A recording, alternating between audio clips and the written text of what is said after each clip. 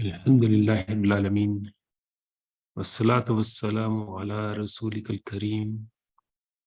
Allahumma salli wa sallim wa barik ala Sayyidina Muhammad wa ala alihi wa sahbihi ajma'in. Allahumma iftah lana abwaab rahmatik ya Kareem. Ya Allah anta halimun kareemun azimun tuhibbul afwa fa'fu anna ya Kareem. Allahumma salli wa sallim wa barik ala Sayyidina Muhammad wa ala alihi wa sahbihi ajma'in. We thank Allah subhanahu wa ta'ala for granting us this ability to reflect on his book this morning.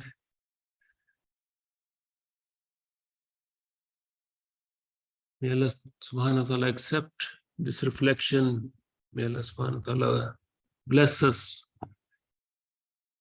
with the acceptance of our gathering to reflect on his book, as he has promised that those who gather in one of the houses of Allah subhanahu wa ta'ala to reflect on his book, they are mentioned in the company of those who are near to him. This is the fourth session on the companions of the Prophet ﷺ, and 25th class on the thematic study of the Qur'an. Inshallah, we will try to wrap up this theme today. The theme of the companions of the Prophet ﷺ, as you know, started with understanding how Allah subhanahu wa ta'ala has mentioned them in his book. What is the definition of a companion of the Prophet ﷺ? How do we decide who is a companion? And we talked about how many companions were there, when the time of companionship started, and when it ended. And I just wanted to recall, we mentioned in passing last time,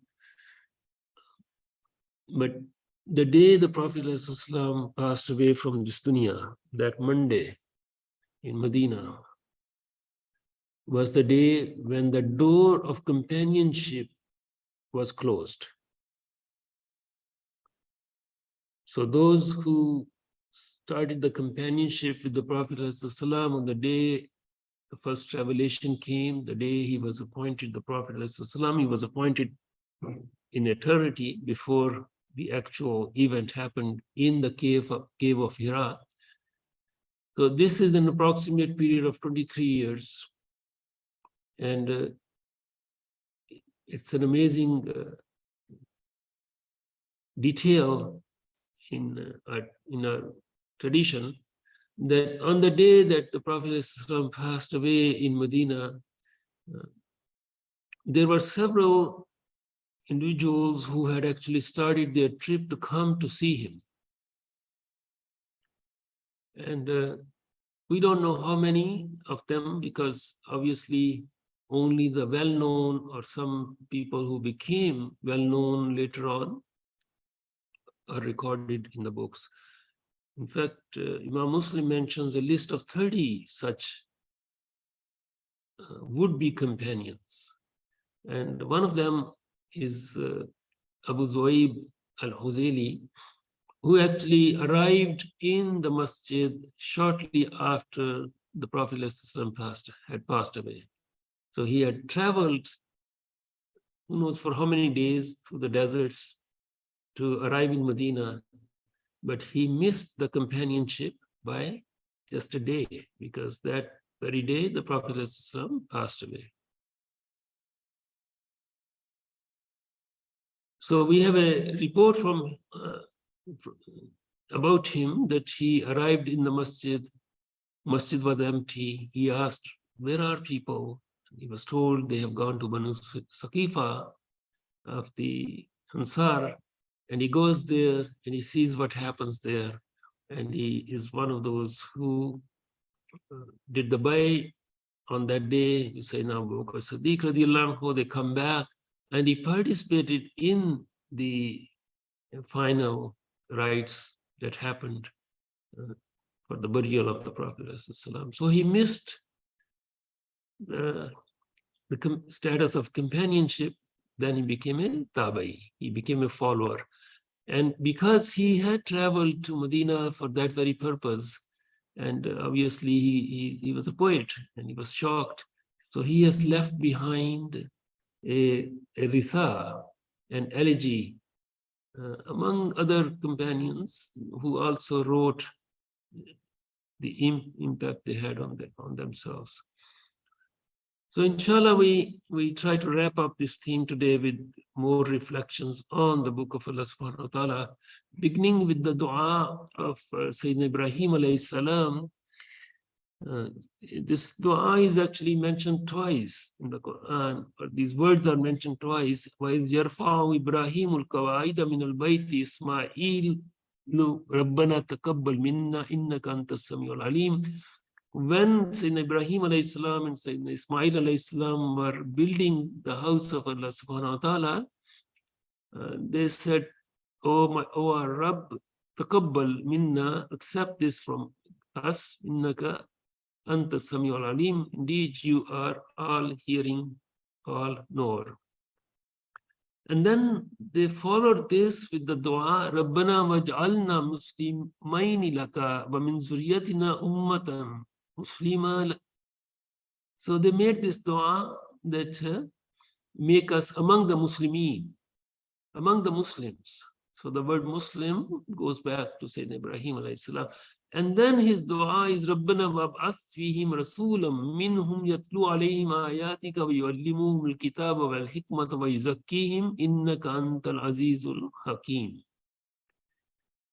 In this dua of Sayyidina Ibrahim alayhi salam, we have a request from him to Allah subhanahu wa ta'ala to appoint a messenger minhum, from among them, who would do the following.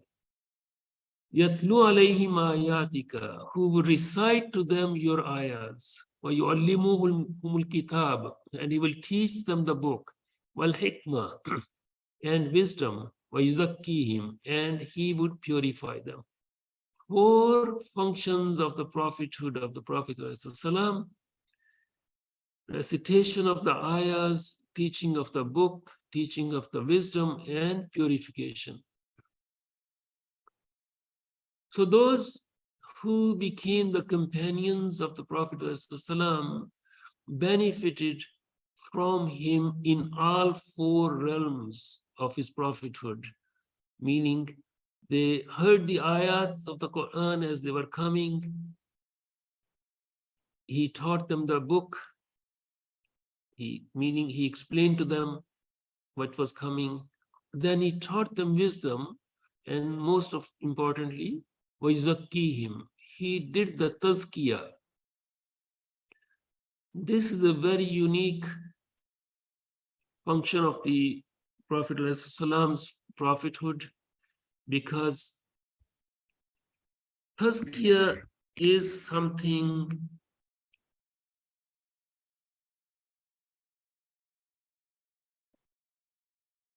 that transforms the heart.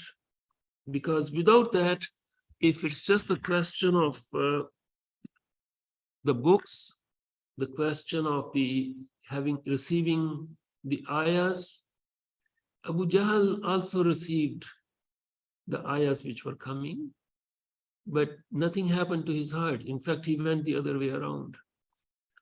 So this particular function of the prophethood of the Prophet ﷺ, this luminosity of his presence, this supra-rational, extraordinary function of the cleansing of the hearts, was focused on those who were with him most of all. And through the times, it has remained so, like he is still accessible. Alhamdulillah, he is accessible until the end of time. This function of tazkiyah is not something that came to an end when he passed away. Rather, it continues and it will continue until the end of time. It's only the wailing of the hearts. It's only the recipients whose abilities to benefit from that tazkiyah that has suffered over time. And may Allah subhanahu wa ta'ala grant us the ability to reconnect and have perpetual connection with the Prophet ﷺ. And one of the ways of doing that, of course, is to remember him and send salawat upon him many times throughout the day. Many times throughout the day. This is our road, this is our ability, this is our path to him, inshallah, that Allah subhanahu wa ta'ala has opened.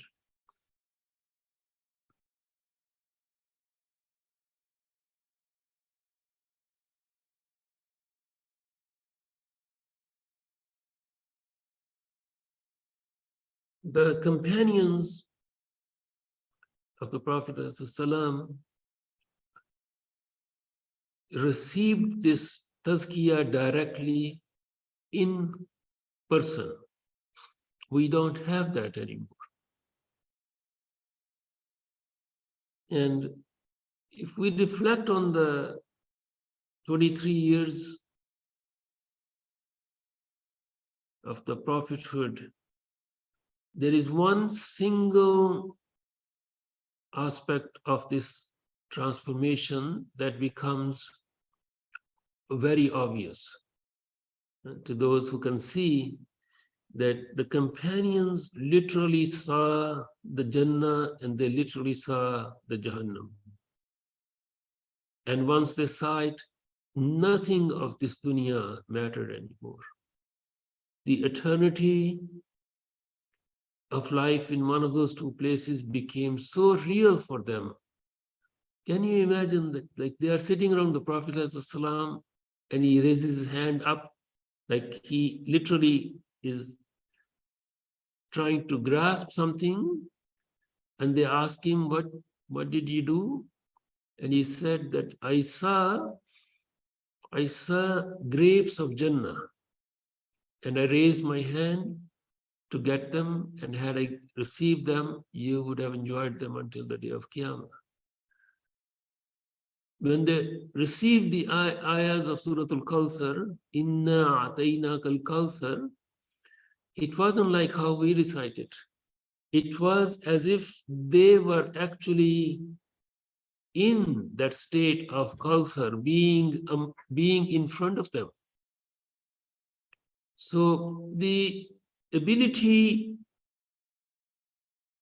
of the companions to realize internally the message of the Qur'an wasn't based on the tafsirs and knowledge. It was based on something extraordinary that the Prophet ﷺ produced for them, and that is the transformation of the state of their hearts.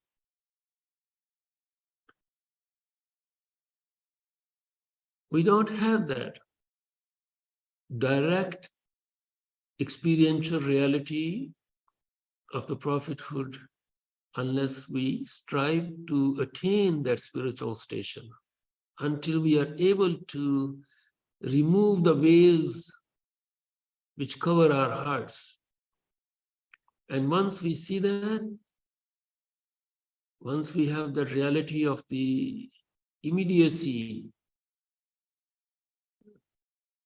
of what's going to happen to us, we all believe that we are going to die. We all believe there is Jannah and Jahannam. But the problem we have is the wailing of the heart, so that it doesn't impact us. Like we say, okay, we'll see what happens. Companions didn't do that. We have like the example of the companions in the Battle of Badr, for example. One of them comes to the Prophet ﷺ and he says, what is between me and Jannah? And he said, this date that you are eating, this one little date that you are eating, throws. He rushes to the battle. So those those events, they can be very helpful. One other barrier that we need to remove, and this is very general, we take the Prophet ﷺ, we take his companions, and we take his entire life as one single unit that had no change in it. So we have the respect, we have the awe, we have the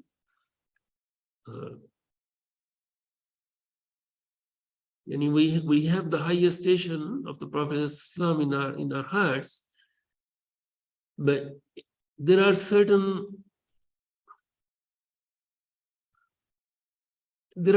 barriers which come with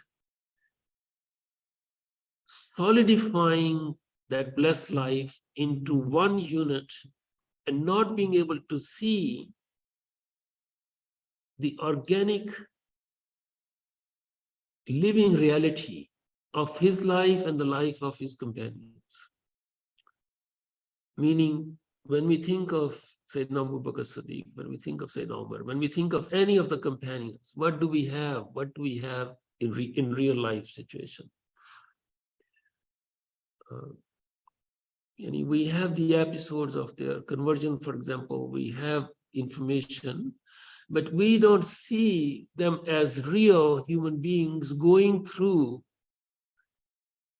a real life experience. Like we ourselves are veiled, we don't have the consciousness of we don't have the memory of when we were just nothing and then we came into this world. We can try and even visualize our own life over the period that we have lived, but even that reality is way back. Like, what do we really remember of when we were 10-year-old? And if that is the case with ourselves, then how can we internalize, how can we have a living presence of the baby Muhammad, for example, alayhi salatu wasalam, the day he was born, or those companions? What do we know of the struggles they had? Because in a way, all of them became converts. This is a very difficult topic.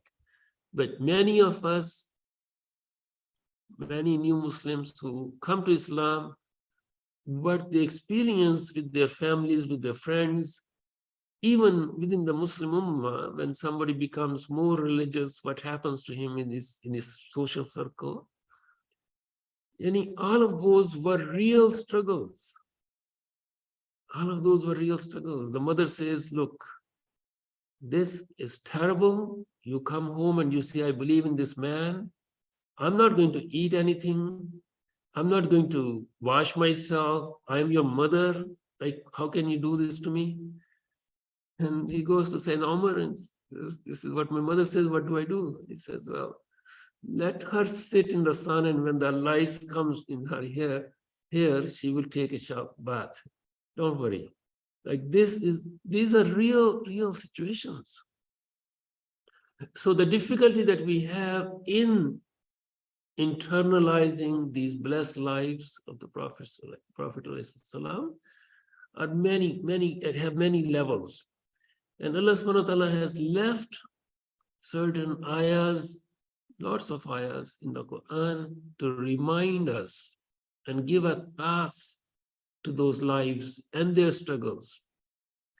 So if we could take those ayahs and then say, oh, this is Badr, and this is what Allah subhanahu wa ta'ala is commenting on these companions of their behavior, what they did on that day. This is Uhud, this is what happened. This is what Allah subhanahu wa ta'ala is commenting on what you did on that day. This is Tabuk, this is Baitur Ridwan. These are very specific ayahs. So I'm going to just give some pointers. And this is, as I said, when we started this theme, this can take us a whole lifetime, and even then we wouldn't be finished. But those who are really serious, one way of doing this is to have a chronological order of the revelation of the Quran. Now, if we know with some degree of certainty, and alhamdulillah, we know with a degree of certainty the chronological order in which the ayahs, the surahs are coming. I should say ayahs are coming because the building block of the Quran is ayah, if we don't consider the actual making, meaning the letters, the words, and then the ayah. Right? So the first is the letters make words, words make ayahs. Because certain ayahs also were revealed later on. So when we look at it's a fascinating subject in itself. And I have 4 resources here. Inshallah, I will upload them about let me just try to share this. Inshallah, I'll just upload them later. So in the Itaqan of Imam al-Suyuti, we have actually a narration from Ibn Darid fi Fadail al-Quran, and his narration actually goes back to Sayyidina Ibn Abbas. So this is very fascinating to see that even the companions were interested in putting the chronological order in which the Quran was revealed, leaving behind that information. And these are the companions who actually saw it happening. And there is a narration from Ibn Masud radiallahu anhu as well. He said there is not an ayah, there is not a surah in the Quran that you can ask me and I can tell you when it was revealed. So the broad division then is because there is a chronology of life of the Prophet ﷺ after the first revelation, which is he is living in Mecca and then he moves to Medina. So that gives us a very clear demarcation, and the companions also did that. It's very interesting that how they divided it. They said that there are many narrations. Some would start that Kanath Iza adnalat Fatih al-Kitab in Makkah, when the Surah Fatiha was revealed in Makkah, awwala ma anzala min al-Quran. Some say that was one of the first surahs, but the agreed upon opinion, or nearly agreed upon opinion, of course, is that Ikra bismi rabbikal ladzi khalaq is the first 5 ayahs, and then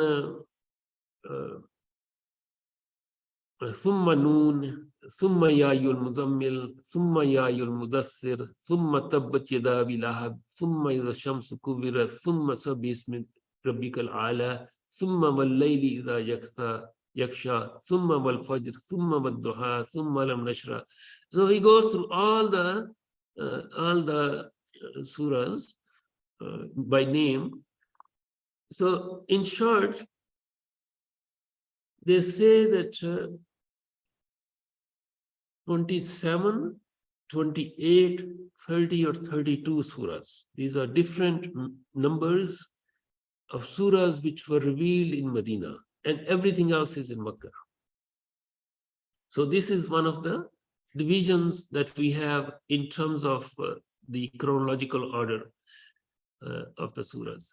So those who, there is little bit of khilaf in the number of surahs revealed in Makkah, in Medina, but the rest is all in Makkah, except the beauty is that they even mention some of those ayahs from one set of surahs revealed in Medina, but it has a Meccan ayah, and vice versa as well. So this is very beautiful. Nevertheless, we can with a certain degree of assurance, determine the order in which the Quran was revealed. If we tie that order with the seerah, with the events in the life of the Prophet, we can map out Allah subhanahu wa ta'ala's constant reminders, rebukes, encouragements, honoring of the companions of the Prophet through this careful mapping of what is being revealed and what is happening during those 23 years.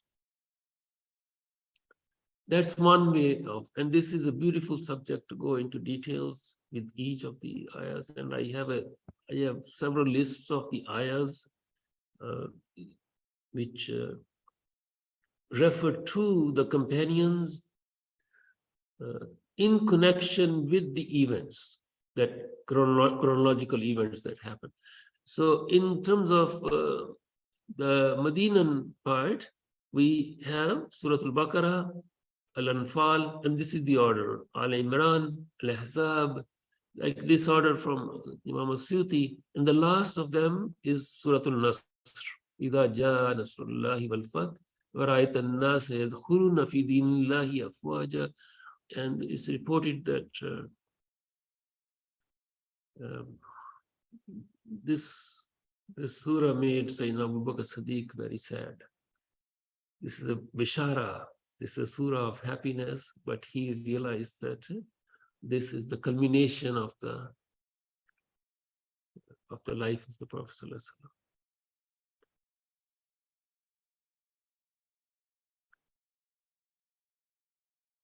So next, in order to, because I want to wrap up this theme, inshallah, because this is an ocean, there is no end to it. But I just want to, I will post these lists, and then I want to have a brief categorization of these ayahs in terms of what are the major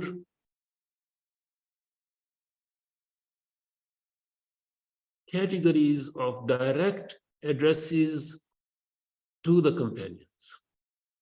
Ya ayyuhallazina amanu la taqulu ra'ayna wa qulu unzurna wasma'u walil kafirina azabun alim. This is Surah Al-Baqarah. Ya ayyuhallazina amanu ista'inu bis-sabri was-salah innallaha ma'as-sabirin. Ya ayyuhallazina kulu min tayyibati ma razaqnakum washkuru lillahi in kuntum iyyahu ta'budun. Ya ayyuhallazina amanu kutiba alaykumul qisas fil qatl. Ya ayyuhallazina amanu kutiba alaykumus siyam. Ya ayyuhallazina amanu udkhulu fis silmi kaffa. Ya ayyuhallazina amanu anfiqu mimma razaqnakum min qabli an ya'tiya yawmun la bay'un fihi wa la khullatun wa la shifaa wal kafiruna hum zalimun. All of these ayahs, and we mentioned how many they are last time, and the number differs depending on whether we take just allazina amanu ma'ahum or just ya allazina amanu. So, but this ya allazina amanu has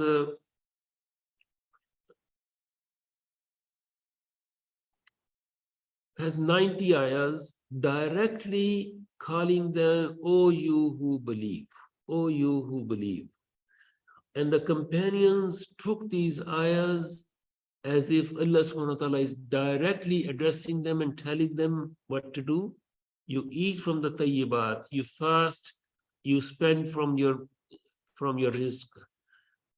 You go and fight in the path of Allah subhanahu wa ta'ala. So all of these ayahs, 90 in number, if we take them and we understand that Ya alladhina amanu lima taquluna ma la taf'alun.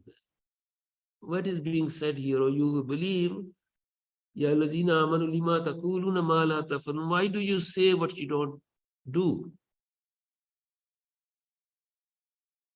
Yani, this would shake them. This would shake them.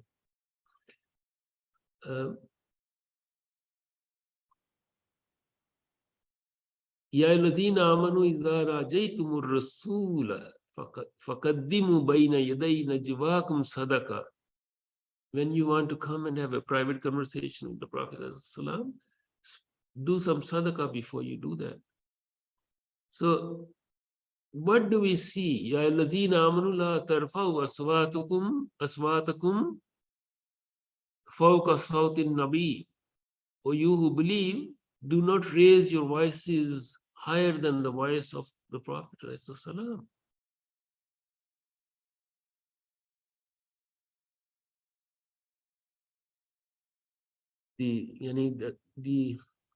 Can you imagine the impact on them if Allah subhanahu wa ta'ala says that an tahbata a'malukum, don't raise your voices louder than the voice of the Prophet sallallahu alaihi wasallam, and don't call him like you call each other. An tahbata a'malukum, that all of your deeds are going to be multiplied by 0.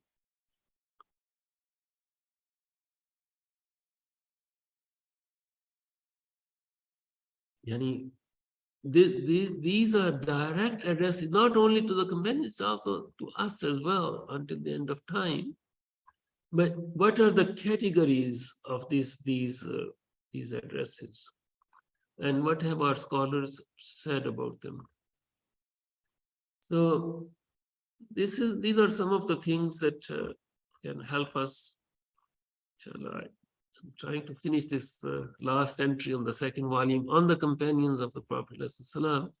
And once that is ready, perhaps that will be a resource, inshallah, if Allah subhanahu wa ta'ala grant us the tawfiq.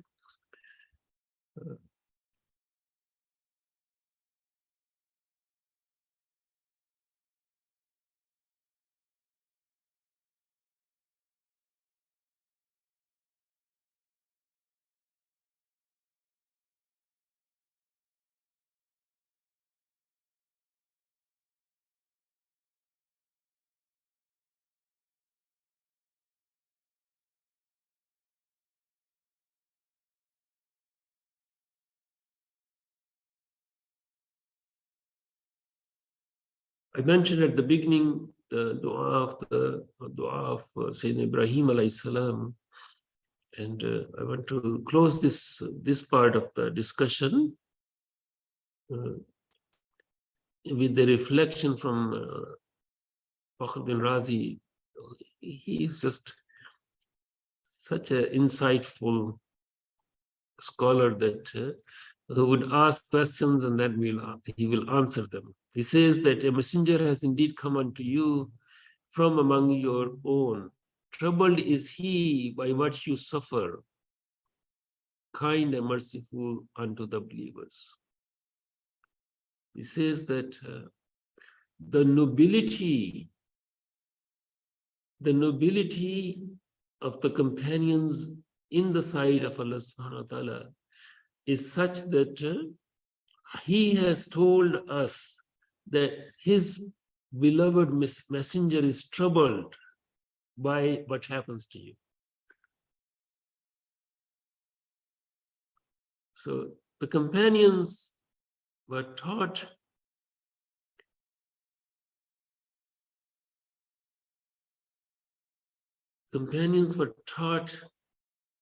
the realities of this life at a level that we can hardly imagine.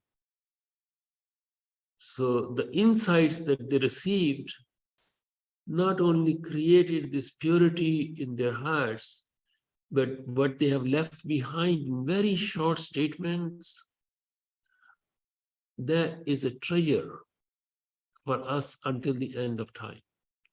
We have very few, when compared to what came later, the tafsir of the Qur'an from the companions, which goes back to the companions. So all our major books of hadith have chapters on the tafsir of the Qur'an.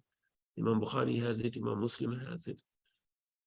These are the direct explanations of the ayahs from the Prophet ﷺ at one category, and the second category is those from the companions. And there are books just on that. So if we want to really deepen our understanding of the Quran, that will be our first resource, because his Prophet ﷺ and his companions. Sahal Tustari, who is again one of those great sages that our tradition has produced, he says that he singled out your hearts for his worship, and he granted you sincerity. His singling out of the companions is due to his kindness and sincerity in his right haqq, is his right haqq. And your sincerity is the haqq. The servant cannot fulfill his right save through the divine kindness. He says that Allah subhanahu wa ta'ala chose the companions of the Prophet ﷺ through his kindness.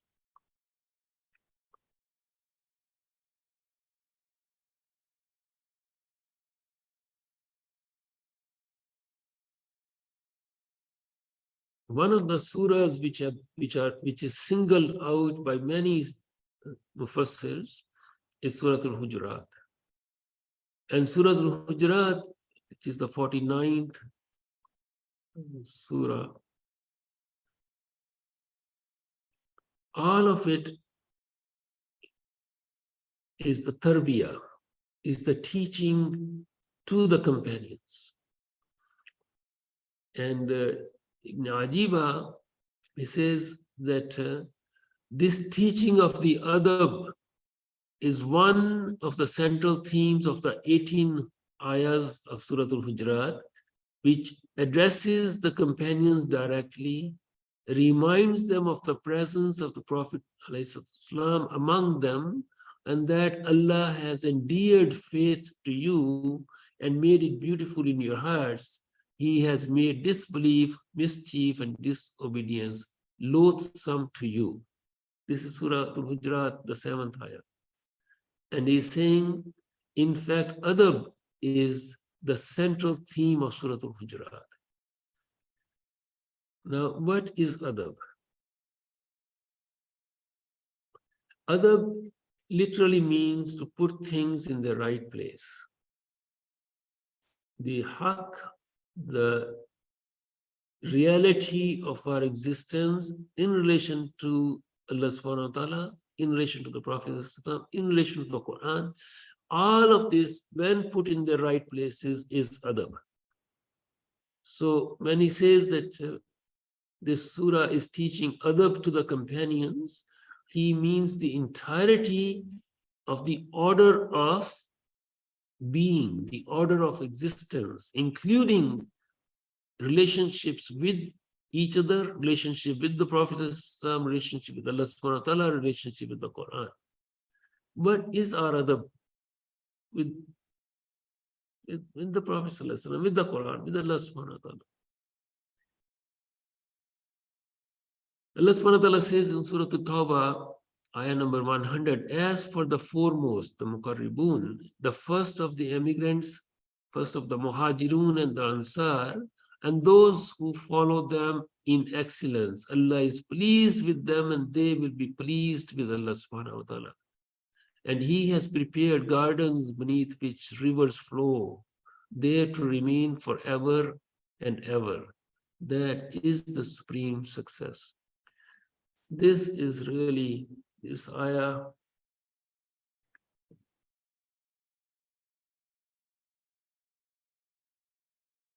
like if we could just imagine those who actually received this ayah for the first time, what would be their state? That Allah is pleased with you and He has prepared these gardens for you. Like this is a direct address to those who are the companions of the Prophet. Finally, and this again is unending theme of the Quran in itself, but there is a certain group of companions that I want to close this session with.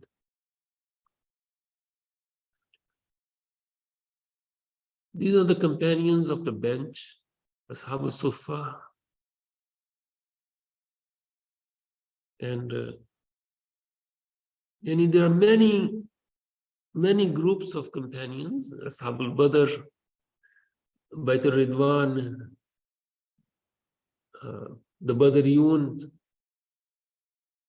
those 313 or 14 companions at Badr. These are distinct groups within the category of companions. But Ashab al-Suffa, as you know, this platform came into existence in Medina. And this is the platform that is the extension of the household of the Prophet ﷺ. When we go there now, we see this platform where the green enclosure ends of the noble hujra of the Prophet ﷺ.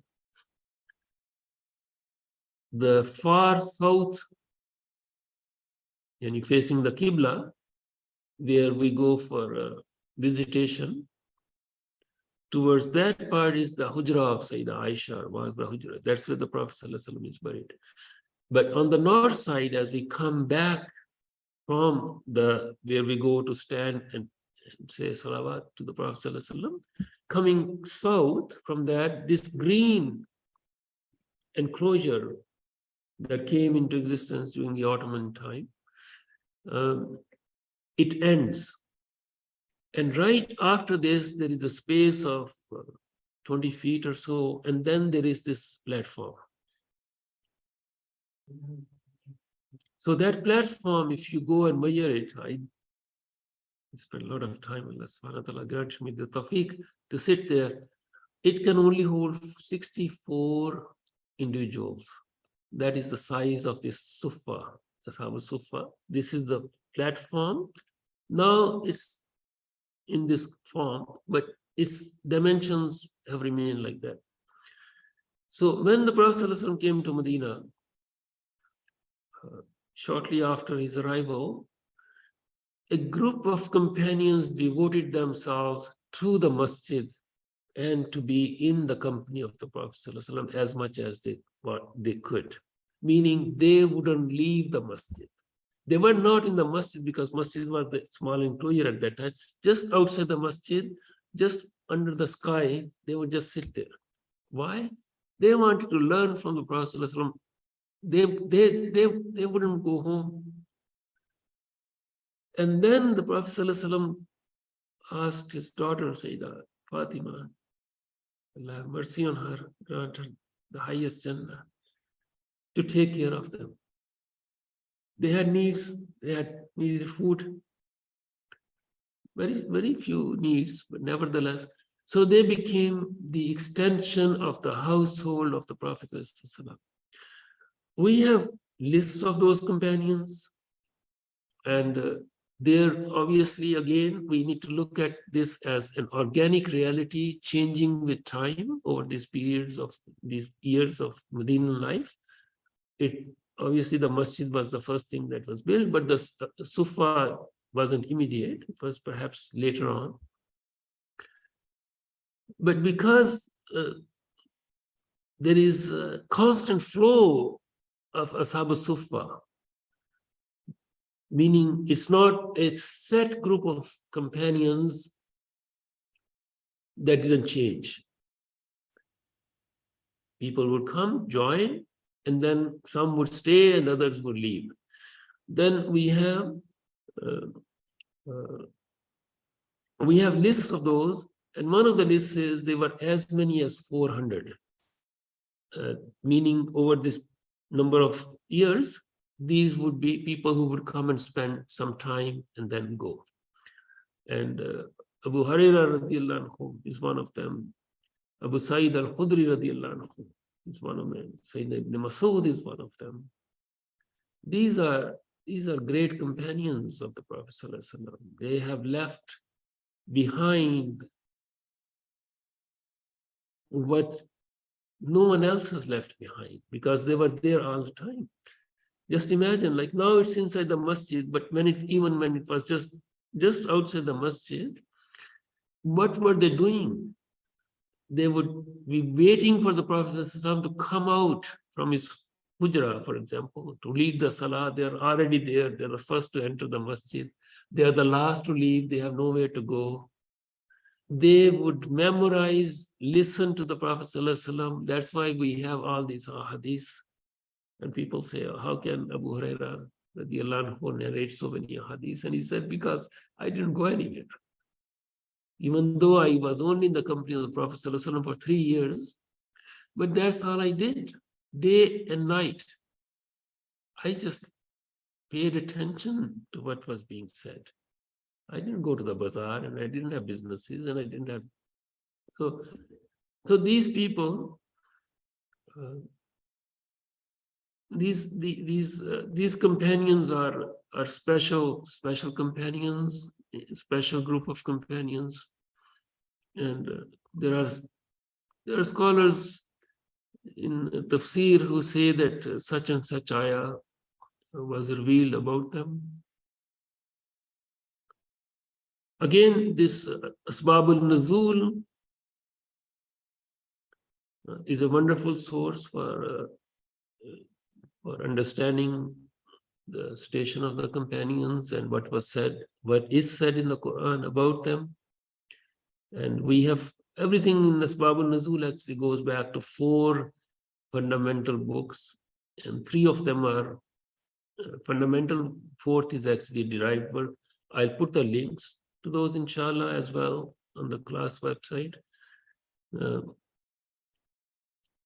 al-Nuzul, again, as I said last time, need to be understood as not the causes of revelation, rather ayahs that fit a certain occasion. So I think that's where we will inshallah end. Take some questions and then just mention what's going to happen next time. But this isn't really enough to cover this theme. But what I wanted to do was to give pointers and resources for individual future further reflections. So if there are questions from online or here, please.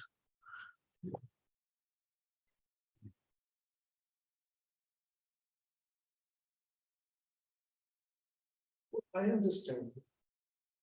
Please correct me. The companions were the most important part of the whole picture for spreading the Islam. And that's why they were chosen carefully and everything, right?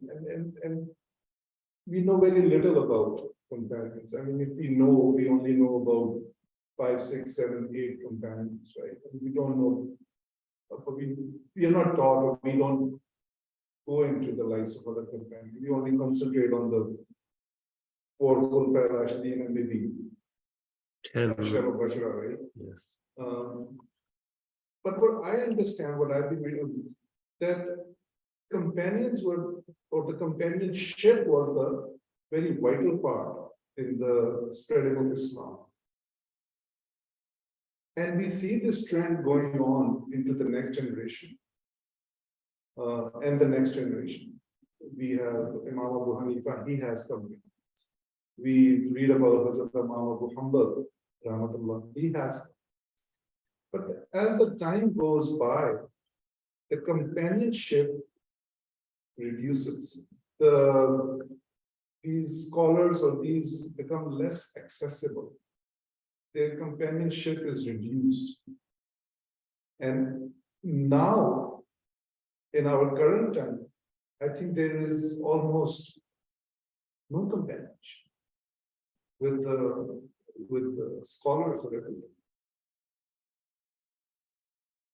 Why did this happen, right? I mean, what were the factors? And are the scholars not accessible, or I think we are to be blamed that we don't seek them out, and even if we try to seek them out, they're nowhere to be found. How do we recognize who to sit in company of? I think because the companionship, the majlis, I mean, look at this, right? Yes. It's so important and integral part in Subhanallah. understanding Islam and spreading it and practicing it. Why did companionship die? And when I say companions, I know we talk about Sahaba, but this is all companionship. Yes, yes, mashallah. That's a very good reflection on the state of where the Ummah is right now. But one correction is that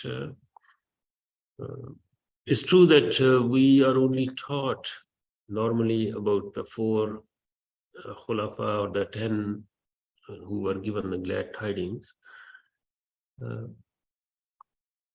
This is the degeneration of educational transmission of the knowledge of Deen that has happened over time. But we do have, Allah subhanahu wa ta'ala has preserved lives of the companions forever.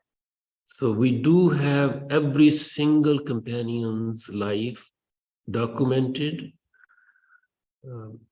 named, like these encyclopedias I mentioned last time. Hajar Asqalani Rahmatullah has this Al-Isaba.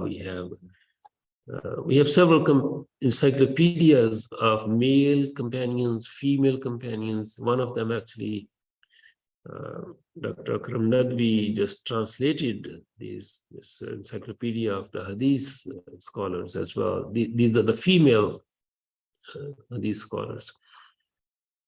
And so they are preserved. And the beauty of this is that these narrations go back to the first-hand accounts. So last time, remember, we mentioned how many companions are in this list of Ali Saba, for example. And then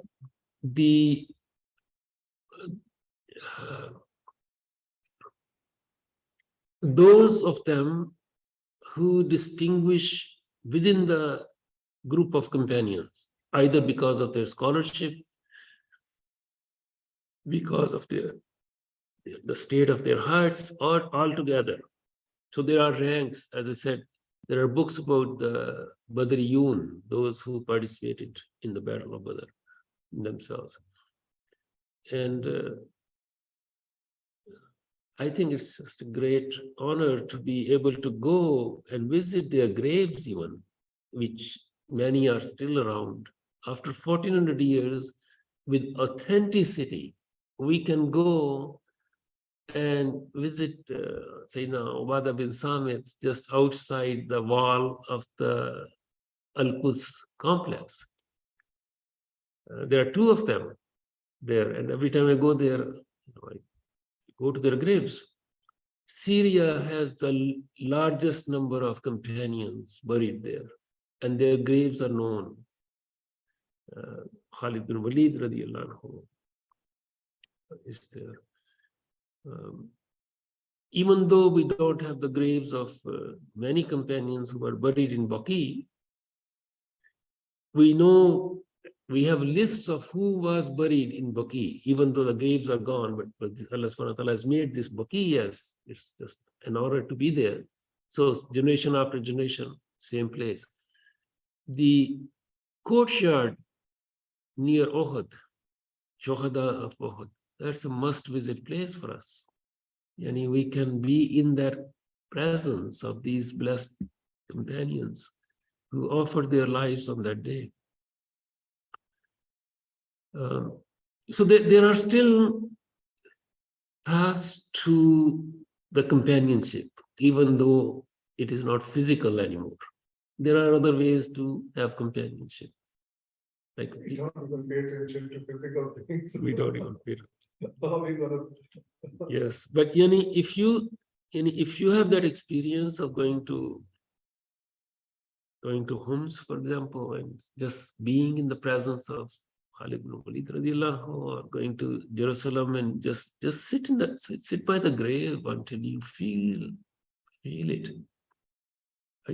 There are The second thing you said is also perhaps more correctly, not throughout the history of Islam that scholars were not accessible. We have eyewitness accounts, for example, Imam al-Ghazali in Baghdad, in the Nizamiya Madrasa, he actually says that these are like hundreds of people sitting, waiting for my lecture.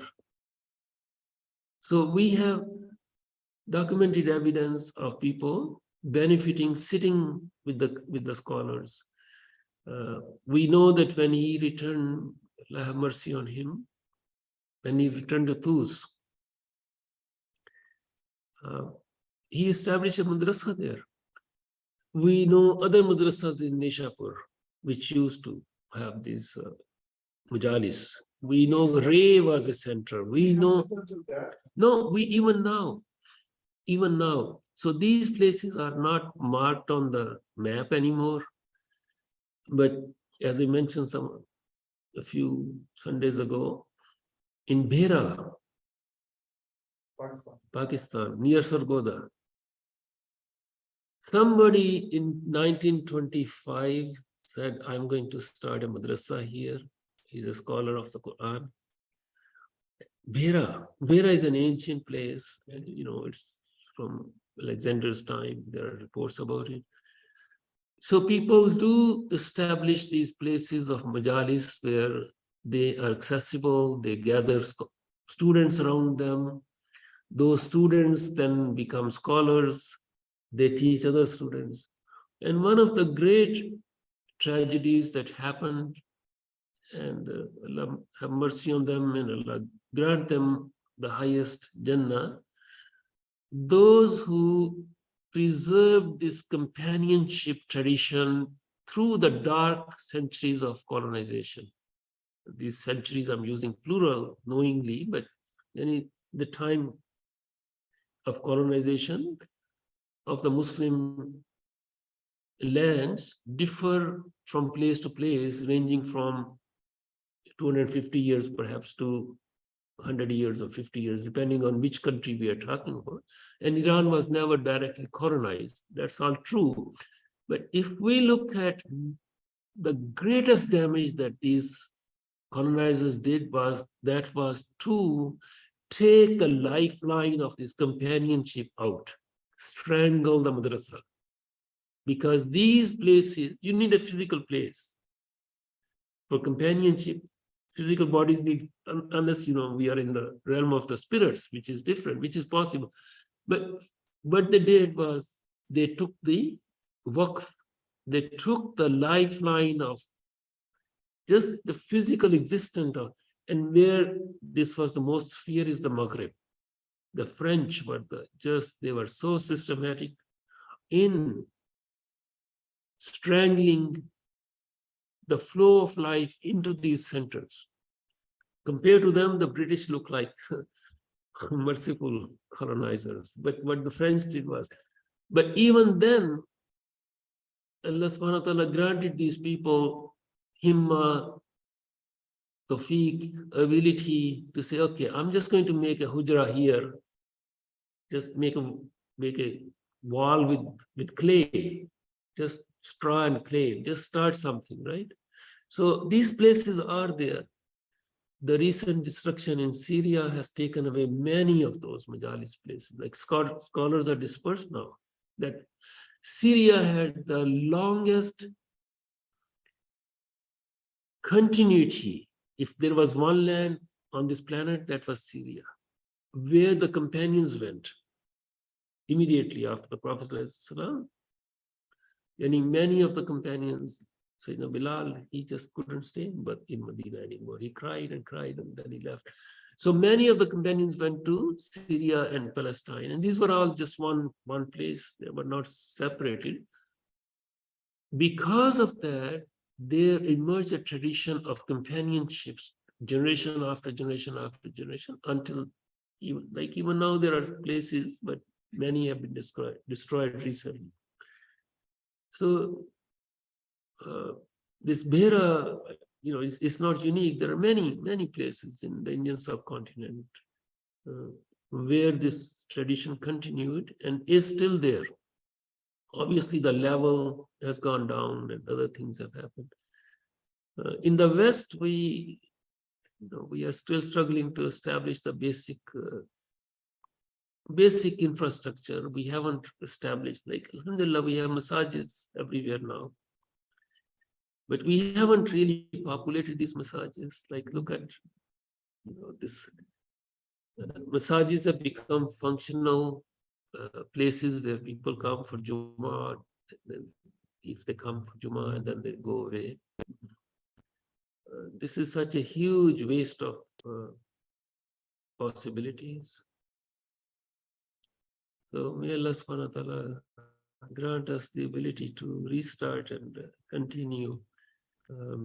What I want to do now is the following. Just want to recap that in 2005, when we started these classes, 2005, at MCE, we started with the Qur'an. We went through the whole Qur'an, and was it 2021?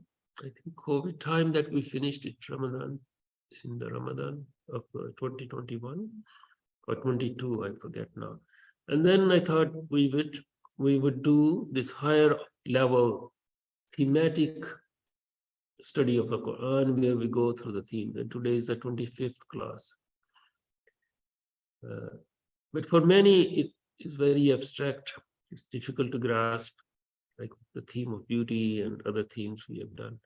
So I want to go back to Surah Fatiha, use Tafsir al-Qurtubi as our base text, and inshallah restart the Quran with that. So I encourage everyone to look at this resource. This tafsir is a wonderful tafsir for many reasons. If we look at 1400 years of this tradition, this is halfway, almost halfway between now and then. It's a fascinating tafsir because after the tafsir of Imam al-Tabari, this gathers the collective wisdom of reflection on the book of Allah subhanahu wa ta'ala by generations of scholars. It's 10 volumes. It's not like Razi's 30 volumes. So we can hope, inshallah, if Allah grant us the tawfiq to get somewhere in our study systematically. It also is unique in the sense that it gathers together the ahkam. It's called ahkam, Jamil ahkam. It's the legal ruling, because he was also a faqih. It gathers the variant readings. It is based on transmitted knowledge.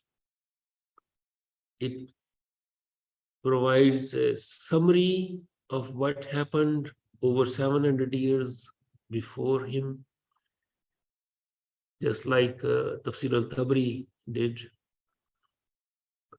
There are many other aspects which I will, inshallah, mention next time, if Allah subhanahu wa ta'ala grants us the tawfiq to continue this.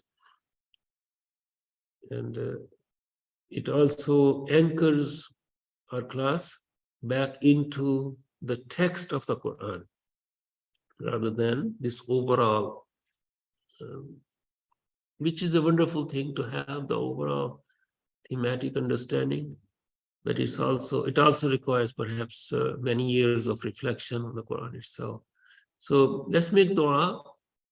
I have thought about this for weeks, and inshallah next time. There is an Urdu translation done in Bera of this 10-volume tafsir, which is available online as well in PDF form. Arabic is available in PDF form everywhere in two distinct editions. And I hope it will be translated into English for the greater benefit. There is this project of translation of the classical tafsirs that this Prince Ghazi's foundation is doing. And because this is a larger work, they haven't really taken this up yet, but I hope somebody will, because its English translation would be enormously beneficial. I will inshallah also suggest it to them as well, because it's doable. As I mentioned in one of the previous classes, if these academic scholars can do the tarikh, the history of Al-Tabari in 4 years or so, like they did the entire history, Tarikh Tabari, into English, and they just divided it into 30 or so scholars. I don't know how many there were, but about that. Everybody has this number of pages of the history, and in the end, you get a huge. And we should be able to do these things. Allah has opened so many paths for. So this is one of the things that this companionship can do. If there are places, inshallah, we'll make an effort for its English translation as well. That would be a hugely beneficial resource if it's done properly. If it is, that is the main, because one has to be able to render it into English without slaughtering its beauty and without distorting its meaning. So let's make dua. May Allah subhanahu wa ta'ala open our hearts to the book. ربنا آتنا في الدنيا حسنة وفي الآخرة حسنة وقنا عذاب النار. يا الله أنت حليم كريم عظيم تحب العفو فاعف عنا يا كريم. اللهم افتح لنا باب رحمتك. اللهم افتح لنا باب رحمتك. اللهم افتح لنا باب رحمتك. اللهم صل وسلم وبارك على سيدنا محمد وعلى آله وأصحابه أجمعين برحمتك يا أرحم الراحمين. وصلي وسلم وبارك على سيدنا محمد وعلى آله وأصحابه أجمعين برحمتك يا أرحم الراحمين.